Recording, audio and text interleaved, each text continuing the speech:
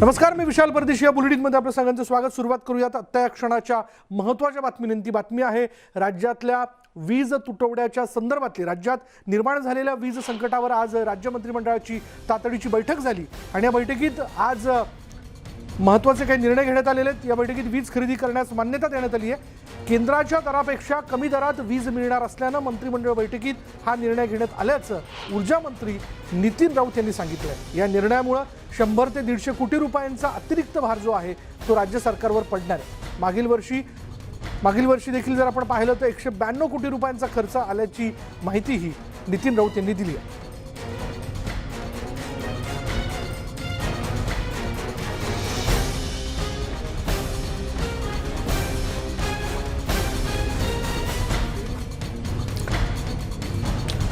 कोळशाचा साठा अवेलेबल होत नाहीये आणि आपण बघतोय त्यामुळे मोठ्या प्रमाणात वीज टंचाई जाणवते, तुटवडा आहे. त्यामुळे आता अतिरिक्त वीज खरेदी करण्याच्या संदर्भातला महत्त्वाचा निर्णय जो आहे तो घेण्यात आला. राज्यात लोड शेडिंगचं संकट आहे, पण लोड शेडिंग होऊ देणार नाही असं जरी ऊर्जा मंत्र्यांनी म्हटलेलं असलं तरी वास्तविक परिस्थिती लक्षात घेता राज्यात लोड शेडिंग होऊ शकतं. भारनियमनाचा हा शॉक जो आहे तो राज्यातल्या जनतेला बसू शकतो. राज्यात 24,179 मेगावॅट विजेची मागणी आहे. वीज पुरवठ्यात 2,000 मेगावॅटची तूट आहे. खुल्या बाजारातून विजेची खरेदी करण्यात येते आणि राज्याची गरज भागवण्यासाठी ही वीज खरेदी करण्याशिवाय दुसरा कुठलाही पर्याय नाही. यंदा कमाल वीज मागणी 4,000 मेगावॅटने अधिक आहे आणि मार्चमध्ये 558 दशलक्ष युनिट खुल्या बाजारातून वीज खरेदी करण्यात आली. वीज खरेदीवर 450 कोटींचा खर्च जो आहे तो करण्यात येतोय आणि वीज प्रकल्पात आता सध्याला 2 ते 3 दिवस पुरेल इतकाच कोळशाचा साठा आहे. महानिर्मितीकडून 7,000 मेगावॅट वीज पुरवठा जो आहे तो केला जातोय आणि वीज प्रकल्पांना कोळसा पुरवण्याचा कोल इंडियाचा निर्णय आहे. पण गेल्या काही दिवसांमध्ये आपण बघितलं तिथे देखील त्यांच्या कामगारांचा संप सुरू आहे, म्हणून कोळशाचा पुरवठा जो आहे तो हव्या त्या प्रमाणात होत नव्हता.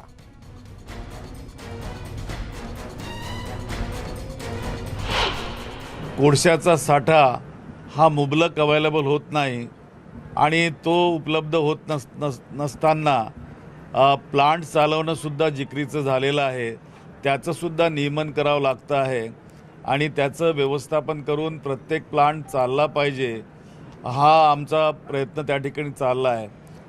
तिसरीकडं की एखाद वेळेला कोळशाचा साठा उपलब्ध झाला तर रेल्वेच्या रॅकसुद्धा आम्हाला उपलब्ध होत नाही आणि त्यामुळं कोळशाचा साठा हा दररोज जो लागणारा कोळसा आहे वीज निर्मिती केंद्रांना तो कमी पडतो.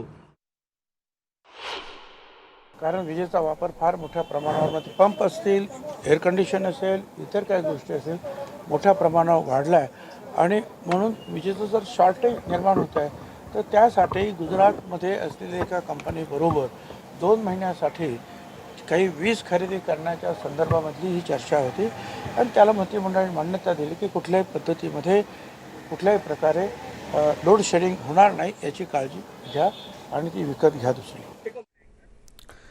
त्यात राज्यात वीज तुटवडा निर्माण झाल्याने सगळीकडे अचानक लोड शेडिंगचा झटका बसलाय. लागणाऱ्या विजेचा तुटवडा निर्माण झाला की तूट भरून काढण्यासाठी लोड शेडिंग शिवाय पर्याय राहत नाही.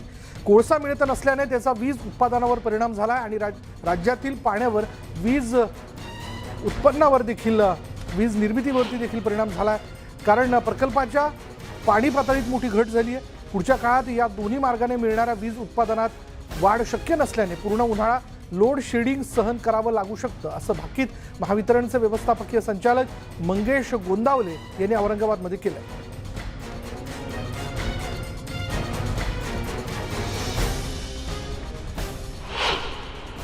सध्याचं जे लोड शेडिंग आहे हे आपण इमर्जन्सी कॅटेगरीतलं लोड शेडिंग म्हणतो. हे प्लॅन लोड शेडिंग नाही आहे.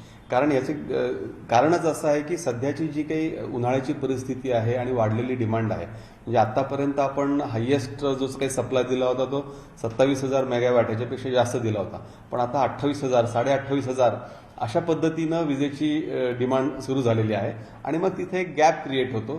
तो गॅप पण सगळ्या ठराविक वेळेलाच क्रिएट होतो असं नाही. जेव्हा पीक लोड असतो त्यावेळेला हा गॅप क्रिएट होतो आणि मग त्यावेळेला सप्लाय पुरेसा न झाल्यामुळे आपल्याला लोड शेडिंग करायची गरज भासते. त्यामुळे आत्ताचं लोड शेडिंग हे प्लॅन लोड शेडिंग नसल्याचं मंगेश गोंदावले यांनी स्पष्ट केलेलं आहे. सध्याला राज्यामध्ये वीज टंचाई जी आहे ती जाणवते आणि अतिरिक्त वीज मागणी जी आहे ती पूर्ण करायची असेल तर पॉवर हाऊसेसमध्ये हव्या त्या प्रमाणात कोळशाचा साठा जो आहे तो सध्या पोहोचत नाही आहे. त्यामुळे अतिरिक्त वीज ही खरेदी करावी लागणार आहे. बोलूयात आमचे प्रतिनिधी सिद्धार्थ गोदाम आपल्याबरोबर आहेत. सिद्धार्थ, सध्या मराठवाड्यात काय परिस्थिती आहे? परिस्थिती भयंकर आहे आणि भयंकर होणार. कारण ज्या पद्धतीनं गोंदावले यांनी सांगितलेलं आहे त्यांनी अत्यंत वास्तव चित्र सांगितलेलं आहे या ठिकाणी की विजेचा तुटवडा निर्माण झालेला ऑलरेडी आहे. ती तूट भरून काढू शकत नाही आपण, कारण कोळशावर उत्पन्न होणारी वीज कोळसा नसल्यामुळे तीही कमी प्रमाणात होते आणि राज्यामध्ये पाण्यावर उत्पादित केले जाणारी वीज आता जवळपास नाहीशी आहे. कारण प्रत्येक प्रोजेक्ट जे आहेत त्यांच्या पाण्याची पातळी कमी झाल्यामुळे वीज उत्पादनावर त्याचा परिणाम झालेला आहे. म्हणजे वीज उत्पादनाचे मुख्य सोर्स जो आहेत कोळसा आणि पाणी हे दोघंही आता ठप्प आहेत आणि येणाऱ्या काळामध्ये सुद्धा त्यामध्ये नियोजित वाढ करता येणार नाही. त्यामुळं आता लोड शेडिंग औरंगाबादमध्ये कुठं अर्धा तास कुठं 1 तास अशा पद्धतीची लोड शेडिंग आहे. ती लोड शेडिंग जशी जशी तूट पडत जाईल विजेची मागणी आणि पुरवठा यामध्ये जशी तूट मोठी होत जाईल तसं लोड शेडिंगचा काळ सुद्धा वाढत जाणार आहे. अत्यंत महत्वाची गोष्ट अशी सांगण्यात आलेली मंगेश गोदावले यांनी की ही जी लोड शेडिंग जी आहे ही पूर्ण उन्हाळा आपल्याला सहन करावी लागेल. कारण कोळसा उत्पन्न लवकर उपलब्ध होत नसल्यामुळे कोळसा वापरून विजेचं उत्पन्न होणार नाही आणि पाण्यामुळे विजेचं उत्पन्न कमी होणार आहे. म्हणजे नियोजन जरी केलं तर तुम्ही वीज उत्पादनामध्ये वाढ करू शकत नाही. मग वीज खरेदीचा जो प्रस्ताव आहे दुसरा त्यावर राज्य सरकार आता विचार करते. आपल्याला गुजरात मधून वीज मिळते का नॅशनल ग्रीड मधून आपल्याला वीज मिळू शकते यावर सगळ्या गोष्टीची तपासणी सुरू आहे. मात्र स्वतःची जी वीज तयार करतं राज्य ती मात्र आता येणाऱ्या उन्हाळ्यापर्यंत आपल्याला त्याच्यात वाढ करता येणार नाही. त्यामुळे नागरिकांनी आता सज्ज झालं पाहिजे आणि कमीत कमी विजेचा वापर करून वीज कशी आपल्याला कमी वापरता येईल. जेवढी विजेचं प्रमाण मागणी कमी होईल तेवढा पुरवठा व्यवस्थित झाल्यानंतर ही लोड शेडिंगचा काळ कमी होत जाईल. मात्र एक महत्वाचं आहे आपण मानसिकता तयार व्हायला पाहिजे. कारण जेवढी मागणी आहे तेवढी पुरवठा होत नाही, तेवढं उत्पन्न होत नाही. म्हणून मोठा गॅप चाललेला आहे, तूट वाढत चाललेली विजेची आणि ती आपल्याला सहन करावीच लागेल. धन्यवाद सिद्धार्थ या सगळ्या तपशिलाबद्दल. सध्याला विजेचा तुटवडा असल्या कारणाने लोड शेडिंग हे आपल्याला सहन करावं लागेल असं एकूण दिसून येतं. त्याशिवाय दुसरा कुठला पर्याय नाही आहे. त्याचबरोबर जर आपण पाहिलं सध्या नगरमध्ये जाऊयात, नगरमध्ये काय परिस्थिती बघा. लोड शेडिंगमुळे नागरिक त्रस्त आहेत आणि पूर्वकल्पना न देताच परिसरात लोड शेडिंग जे ते केलं जाते त्याच्यामुळे ग्राहकांकडनं मोठ्या प्रमाणात वीज वितरण अधिकाऱ्यांना प्रश्न विचारले जात आहेत. महावितरण कार्यालयाची तोडफोड करण्यात आली, त्याच्यामुळे नगरमधील वीज कार्यालयाची तोडफोड करण्यात आल्याचं कळतंय. भाजप नगरसेवकानं ही तोडफोड केली आहे. त्याची जी दृश्य आपण बघतोय की लोड शेडिंग जे आहे ते प्लॅन लोड शेडिंग नाही आहे. म्हणजे आधीच घोषित करून केलेलं लोड शेडिंग नसल्या कारणाने नागरिक आता त्रस्त झालेत. त्यात उन्हाळा उष्मा वाढत चाललाय आणि हा उष्मा वाढत असल्या कारणाने घरोघरी नाही म्हणलं तरी हा घरातला पंखा तरी डोक्यावरचा सुरू असणं हे आवश्यक वाटायला लागलं आहे. कारण गरमच तेवढं होतं आहे आणि अशा सगळ्या परिस्थितीत नागरिकांचा रोष जो आहे तो व्यक्त होताना दिसतोय. एका भाजप नगरसेवकानं महावितरणच्या कार्यालयाची तोडफोड केलेली आहे आणि त्याचीच ही दृश्य आपण बघतोय. अहमदनगरमध्ये हा सगळा प्रकार घडला आहे. लोड शेडिंगमुळे नागरिक त्रस्त झाले. बोलूयात आमचे प्रतिनिधी साहेबराव कोकणे आपल्याबरोबर आहेत.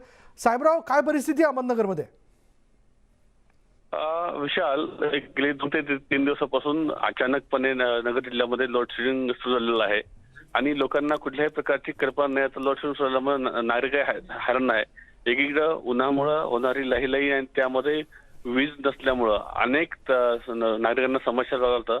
त्यात वयोवृद्ध जे लोक असतात त्यांना अतिशय त्रास होतो या गोष्टींचा. कारण उन्हाचा तडाखा एवढा आहे आणि त्याचं फॅन वगैरे किंवा जे उपकरण आहेत चालू नसल्यामुळे अनेकांना त्रास होतोय. रात्रंदिवस त्या एमएससीबीच्या ऑफिसला फोन करून सुद्धा ते अधिकारी उत्तर देत नाही, फोन बंद करून ठेवतात. ऍटलिस्ट त्यांनी सांगायला पाहिजे होतं की लोड शेडिंग होणार आहे ह्या वेळेमध्ये नागरिकांनी आपली काहीतरी व्यवस्था केली असती, पण तशी कुठलीही कल्पना देत नाही. त्यांचे फोन जे आहेत स्विच ऑफ असतात आणि स्थानिक लँडलाईन जो आहे तो बाजूला ठेवतात. त्यामुळे संतप्त नागरिकांनी आज रात्री काल रात्री जे आहे ते तोडफोड केलेली आहे. आज सकाळी त्यांना निवेदन दिलं होतं, पण तरी ते अधिकारी ऐकायला तयार नाही, कारण मोठ्या प्रमाणावरती राज्यामध्येच लोडशेडिंग आहे. परंतु लोकांची मागणी अशी होती की किमान जे लोडशेडिंग करणार आहे त्याच्या वेळ कळवल्या पाहिजेत. त्या वेळेमध्ये लोक त्याला काहीतरी तरतूद करतील, काहीतरी पर्यायी व्यवस्था करतील. आज राज्यमंत्री जे तनपुरे नगरला होते त्यांनी अधिकाऱ्यांना सांगितलेलं आहे, परंतु अधिकारी ऐकायला तयार नाही. आणि लोडशेडिंगचा विषय जो आहे तर तो तनपुरे असं बोलले आहे की आता 2 ते 3 दिवसात लोडशेडिंग कमी होईल. परंतु आज जे आहे लोडशेडिंग करताना नागरिकांना सांगण्यात यावं यासाठी भाजपाचे नगरसेवक जे आहेत मनोज खोतकर यांनी तोडफोड केली आहे. यांच्यासह काही कार्यकर्ते होते, त्यांनी तोडफोड केली आहे. जर 2 दिवस आज संध्याकाळपर्यंत तोडगा निघाला नाही तर मेन मुख्य कार्यालय जे आहे त्या मुख्य कार्यालयावरती मोर्चा नेण्यात येईल असंही खोतकर यांनी सांगितलेलं आहे. विशाल, धन्यवाद साहेबराव या सगळ्या माहितीबद्दल. लोडशेडिंग जे आहे ते पूर्व घोषणा करून करण्यात आलेलं नाही, अचानक ते करण्यात येते म्हणून नागरिकांचा रोष या ठिकाणी व्यक्त होताना दिसतोय. मनसेचे पुण्यातील माजी शहराध्यक्ष वसंत मोरे यांची पक्षाने हकालपट्टी केल्यानंतर शिवसेनेसह अनेक पक्षांनी त्यांना पक्षात येण्याबाबत ऑफर दिली आहे. मात्र आपण पक्ष सोडून कुठेही जाणार नाही असं मोरेंनी स्पष्ट केलं. मात्र पक्षानं केलेली कारवाई आपल्या जिव्हारी लागल्याची खंत त्यांनी व्यक्त केली आहे.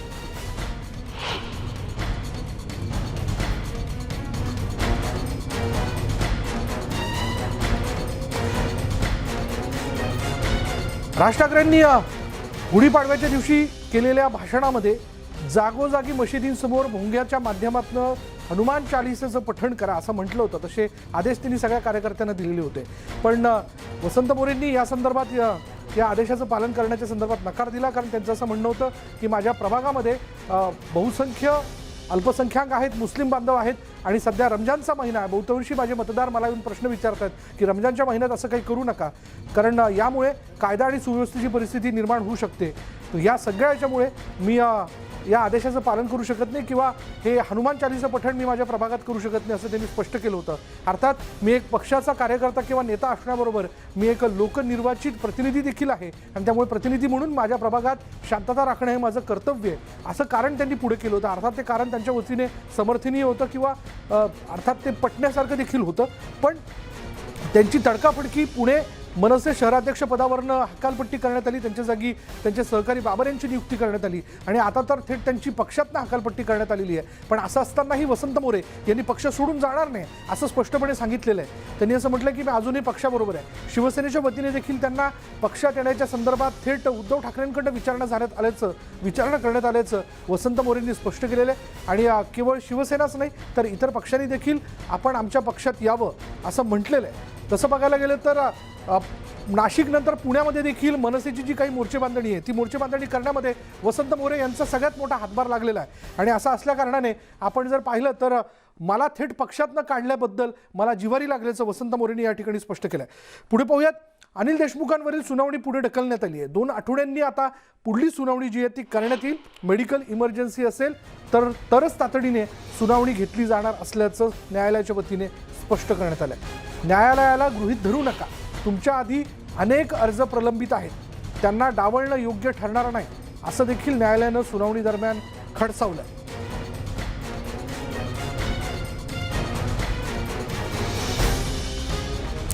याच विषयी आपण बोलणार आहोत. आमचे प्रतिनिधी अजित मांढरे आत्ता क्षणाला आपल्याबरोबर आहेत. अजित, आज सुनावणी दरम्यान न्यायालयाने नेमकं काय म्हटलंय?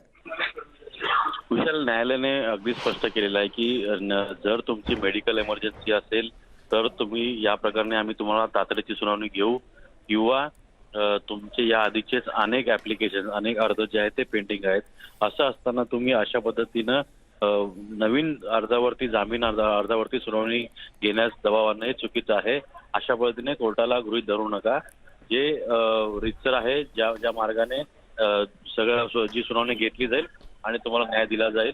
जर तुमची काही इमर्जन्सी असेल तर तसं लेखी उत्तर जे आहे ते न्यायालयाला द्यावं, लेखीमध्ये द्यावं. त्यावर न्यायालय जे आहे ते आपलं म्हणणं मांडेल आणि यामुळे 2 आठवड्यांकरता अनिल देशमुख यांच्या जामीन अर्जाची सुनावणी जी आहे ती तहकूब करण्यात आली. धन्यवाद अजित या सगळ्या तपशिलाबद्दल.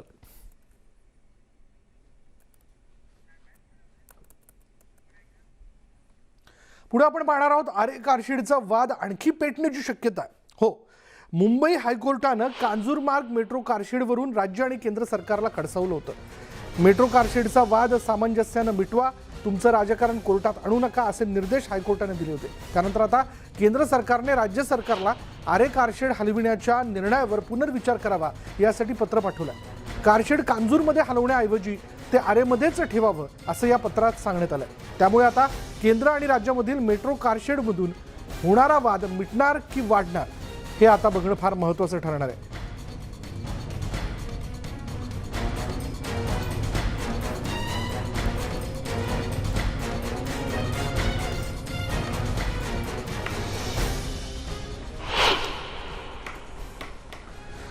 केंद्र सरकारनं राज्याला पत्र दिलं। आरेमधील सध्याची जमीन ही मोक्याच्या जागेवर आहे आणि त्यामुळे प्रवाशांसाठी ही जागा योग्य आहे आणि त्यामुळे शेडचं स्थान कांजूरमार्गला हलवणं हा निर्णय योग्य ठरणार नाही।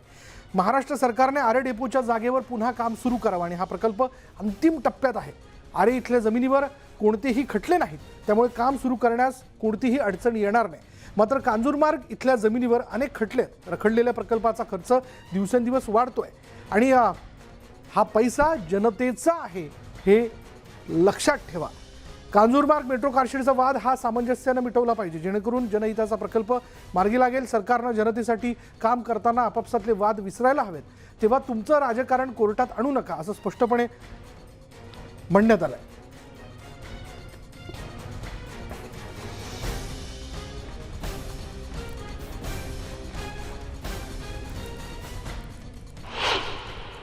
दीड कोटीच्या मुंबईकरांची मेट्रो या राज्य शासनाने बालाहट्टासाठी जी थांबवलेली आहे आणि ग्रीन मास ट्रान्सपोर्टेशन सिस्टमची आवश्यकता मुंबई शहरामध्ये असताना माजी महाराष्ट्राचे मुख्यमंत्री माननीय श्री उद्धवजी ठाकरे यांना ही विनंती आहे की बालाहट्टातनं बाहेर निघून मुंबई शहराच्या आणि मुंबईकरांचा प्रवास सुकर करण्यासाठी आणि तुमच्याच क्लायमेट ऍक्शन प्लॅनच्या अनुषंगाने मुंबई शहरामध्ये मास ग्रीन ट्रान्सपोर्टेशन सिस्टम निर्माण करण्याच्या हेतूने आरेच्या कारशेडचा मार्ग मोकळा करावा। पुढे बोलत बुलढाण्याच्या पातुर्डा गावातील नागरिकांचं आरोग्य धोक्यात आलंय, कारण गावकऱ्यांना क्षारयुक्त पाण्याचा पुरवठा केला जातोय। या क्षारयुक्त पाण्यामुळे अनेकांना आपला जीवही गमवावा लागलाय। तसंच असंख्य गावकरी किडनीच्या आजाराने त्रस्त आहेत। या गावाला पाणी पुरवठा योजना मंजूर व्हावी यासाठी प्रयत्न झाले, मात्र ही योजना कागदावरच आहे आणि त्यामुळे आता गावकऱ्यांनी आमरण उपोषणाचं हत्यार उपसलंय। जोवर शुद्ध पाण्याचा पुरवठा होत नाही तोवर आमरण उपोषण करत राहणार असा आक्रमक पवित्रा गावकऱ्यांनी घेतलाय।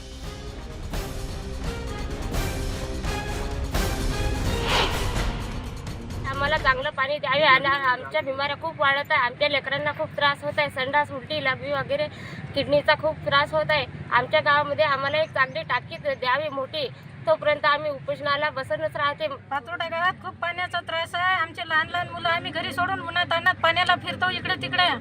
आमचे मुलं आजारी पडतात, त्यांची आम्ही पर्वा करत नाही। पिण्याच्या पाण्यासाठी खूप फिरतो इकडे तिकडे। आमच्यासाठी पाण्याची लाईन मंजूर झालेली आहे। आम्हाला स्वतंत्र आम्हालाच मंजूर करून पाहिजे आणि आमची पाण्याची स्वतंत्र टाकी पाहिजे, जेणेकरून संपूर्ण गावाला शुद्ध पाण्याचा पाणी पुरवठा होईल। आम्हाला उन्हाळ्यामध्ये भीषण पाणी टंचाईला सामोरं जावं लागते। याचबद्दल आपण बोलणार आहोत। आमचे बुलढाण्याचे प्रतिनिधी राहुल खंदारे आपल्याबरोबर आहे। राहुल, ही सगळ्यात मोठी शोकांतिका आहे की अजूनही ग्रामीण भागातले नागरिक स्वच्छ पाण्यासाठी लढा देत आहेत आणि यांना इतक्या क्षारयुक्त पाण्याचा पुरवठा होतोय की त्यातनं त्यांचं आरोग्य बिघडलंय। याकडे अजूनही तिथल्या व्यवस्थेचं, आरोग्य विभागाचं लक्ष गेलं नाहीये का? कुणी याबद्दल बोलत नाहीये का? विशाल, खरं तर अतिशय हा धक्कादायक प्रकार म्हणावा लागेल। वर्षानुवर्ष चालू असलेला हा संपूर्ण प्रकार आहे। जळगाव जामोद असेल, संग्रामपूर असेल, विशेष म्हणजे पातुर्डा हे गाव असेल, या संपूर्ण गावाला क्षारयुक्त पाण्याचा पुरवठा त्या ठिकाणी होतो आणि त्या क्षारयुक्त पाणी पिल्याने अनेकांना त्या ठिकाणी किडनी सारखे गंभीर स्वरूपाचे आजार होतात। आपण जर का मागील 4 वर्षाचा लेखाजोखा जर का बघितला तर किडनीच्या आजाराने शेकडो नागरिकांचा त्या ठिकाणी बळी गेलेला आहे। तरी देखील प्रशासन आहे ते अजूनही या ठिकाणी शुद्ध पाणी या गावकऱ्यांना देऊ शकलेलं नाहीये। शुद्ध पाणी मिळावं यासाठी वारंवार निवेदनं असतील, आंदोलनं असतील, अशा प्रकारचे आंदोलनं सर्व नागरिक असतील, ग्रामस्थ असतील आतापर्यंत करत आलेले खरे, परंतु त्यांच्या आंदोलनाला कुठल्याही प्रकारचं यश अजूनही प्राप्त झालेलं नाहीये। दिवसेंदिवस हा किडनीचा आजार जो आहे तो हा तिथे झपाट्यानं वाढत चाललेला आहे। क्षारयुक्त पाणी पिल्यामुळेच अनेकांना किडनीसारख्या गंभीर स्वरूपाच्या आजाराला सामोरं जावं लागते।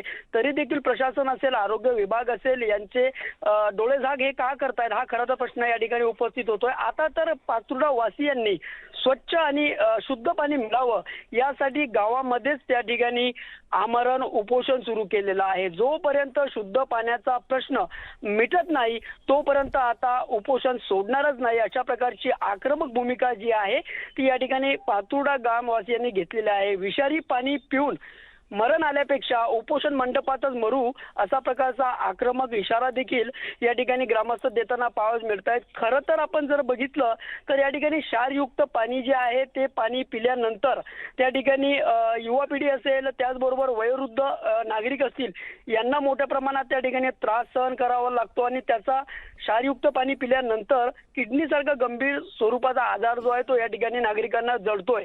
हा संपूर्ण भीषण आणि अतिशय धक्कादायक प्रकार असताना आरोग्य विभाग असेल, त्याचबरोबर स्थानिक प्रशासन असेल, याकडे डोळेझाक करतायत. हाही या ठिकाणी आपल्याला शोकांतिका म्हणावी लागेल. विशाल, धन्यवाद राहुल या सगळ्या तपशिलाबद्दल. स्वच्छ पाणी, स्वच्छ वायू आणि आरोग्यदायी वातावरण हा माझा अधिकार आहे आणि हा प्रत्येक नागरिकाचा अधिकार आहे. असं असताना या गावातल्या नागरिकांना क्षारयुक्त पाण्याचा पुरवठा केला जातोय, ज्यामुळे या नागरिकांना किडनीचे आजार जडतात. पुढे बघूया, शहापूर तालुक्यातील अनेक ठिकाणी पाणी बघायला मिळते. अनेक धरणांनी तळ गाठल्यानं नागरिकांवर कोसो अंतरावरनं पाणी आणण्याची वेळ येते. भातसा, तानसा आणि वैतरणा या शहापूर तालुक्यातील मोठ्या जलाशयातून मुंबई ठाण्यासाठी पाणी पुरवठा केला जातो.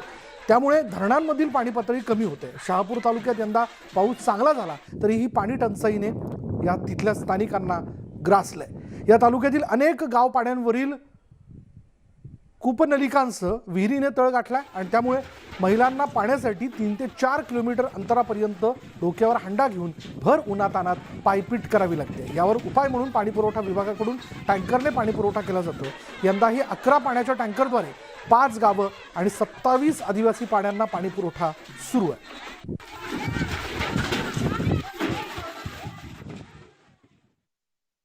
आता नेटाने टँकरचं किती दिवस आम्ही वाट पाहायची. टँकर येतो तोय आम्हाला पुरत नाही. अर्धाच टँकर, तो कधी येतो सकाळचे, कधी येतो दुपारचे, कधी येतो संध्याकाळचे. तेव्हा काय आम्हाला ते पाणीच राखाय ना, पोट पाण्यासाठी सोय लागते ना आम्हाला. काय पाणी टंचाईचं म्हणजे विहिरी आहेत पण तिथे पाणीच नाही. त्या विहिरीमध्ये टँकर येतोय, सरकारने टँकर दिलेला आहे पण पाणी पण देतं अर्धा टँकर, तो इथे येत नाही. खराब पाणी असतं ते. 3 दिवसापासून टँकर आले, इतकं खराब पाणी, इतका वास येतोय त्याचा, ते पाणी कोण घेणार आहे.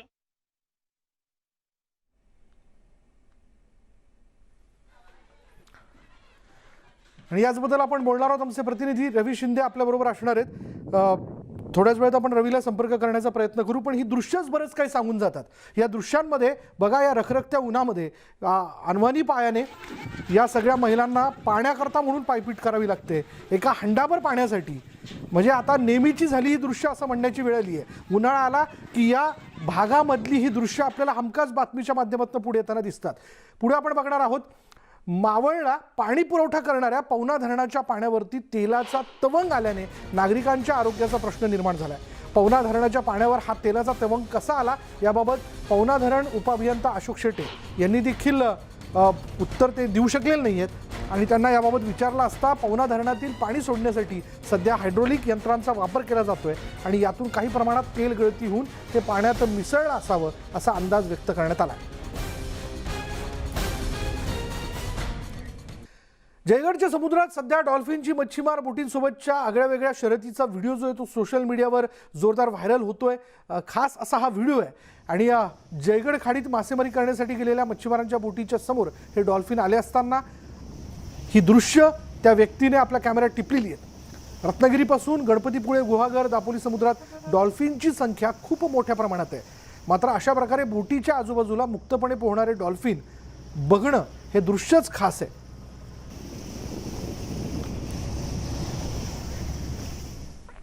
यानंतर या बुलेटिनमध्ये इथेच थांबणार आहोत. पहा फक्त न्यूज 18 लोकमत.